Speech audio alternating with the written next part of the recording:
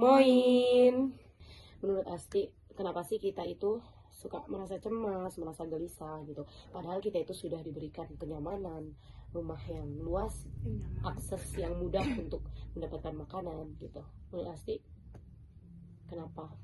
Kenapa? Sebelum nanya kenapa, ini generasi mana sih yang dimaksud yang bisa terima segala keadaannya itu? Jadi generasi yang di sini adalah generasi para sahabat.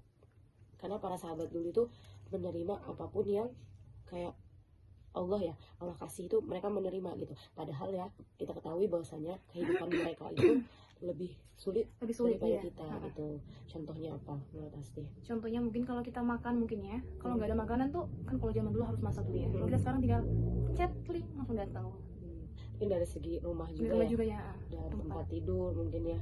Dulu mah pakainya peluk kurma ya, ataupun atapnya sering bocor gitu. Tapi kenapa sih kita itu lebih cenderung kayak apa ya, ada kekosongan kayak kurang gitu ya, padahal itu udah nyaman dari segi ya kehidupan. dari segi kehidupan kita itu lebih nyaman ketimbang yang dulu gitu. Menurut Asti, kenapa bisa sampai ke orang yang dulu itu ya, generasi yang dulu itu lebih bersyukur, sedangkan kita itu kayak tadi ya kita sebutkan cemas dan banyak ngeluh dan gelisah gitu. Menurut Asti itu seperti apa gitu, atau kolerasinya yang Asti tahu, adakah di situ Allah menjelaskan seperti apa gitu, kenapa kita bisa sampai berbeda gitu? Menurut Asti seperti apa?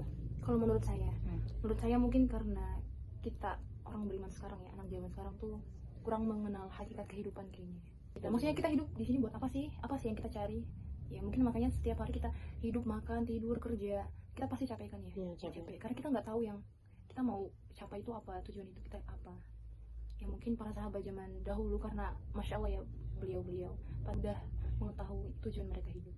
Nah, menurut Asti emang anak-anak zaman sekarang atau udah orang-orang sekarang itu tidak mengetahuinya itu dengan segi apa gitu?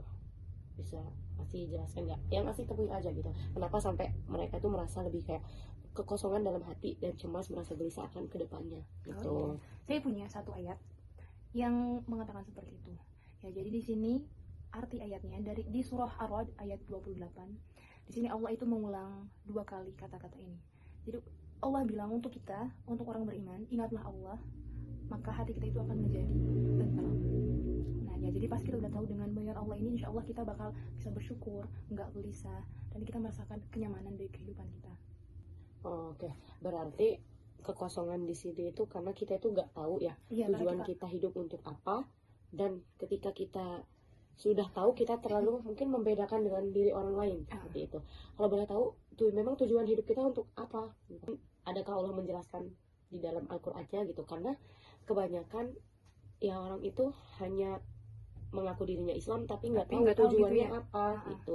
Menurut Asti, adakah Allah menjelaskan di surah apa gitu, dan terjemahannya seperti apa sih gitu? Jadi kita itu bisa tahu kita itu hidup untuk apa dan mau ngapain dan kembalinya kemana, itu kan yang harusnya kita tahu gitu. Menurut Asti, ada gak Allah menjelaskan di dalam Al-Qur'annya seperti itu? Ya, mungkin kalau ayatnya ya secara makna pasti banyak, tapi pasti Teteh juga udah tahu ayat ini yang berbunyi wa ma khalaqatul jinna wal insa illa liya'budun. Ya, Teteh juga mungkin udah tahu ini secara spesifik kan Allah udah sebutin. Ya Teteh apa? Tidaklah aku ciptakan jin dan manusia melainkan hanya untuk beribadah padaku. Ya, itu ayat yang spesifik Allah turunkan buat kita tahu kita diciptakan buat apa sih di dunia ini. Jadi kita itu diciptakan ya untuk beribadah gitu. Nah, jadi Teh, beribadah yang dimaksud ini apakah beribadah hanya di masjid, berdoa, sholat kayak gitu, apa ada ibadah yang lain? Kalau untuk ibadah ya, pernah baca juga dari buku-buku ya, bahwasanya ternyata ibadah itu bukan hanya sholatnya kamu di masjid, ceramahnya kamu di masjid, ngajinya kamu di masjid, enggak. Tapi ibadah itu di seluruh sendi kehidupan kita itu harus diniatkan untuk ibadah gitu. Contohnya ketika kamu minum, ketika kamu makan, kalau kamu niatnya untuk aku bakalan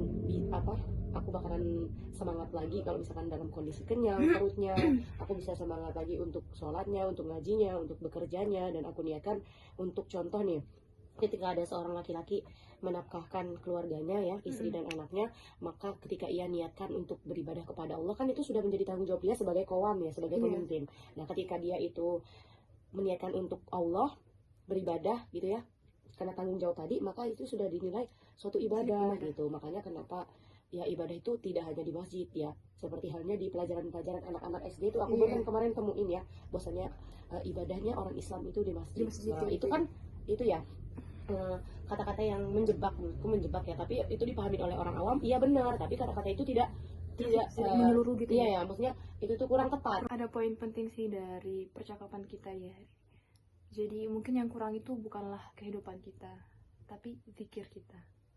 Dan yang sempit itu bukan rezeki sih menurutku ya, tapi rasa syukur kita kepada Allah Subhanahu wa taala. Nah, dan yang paling penting lagi, kita itu sibuk menambah kenyamanannya.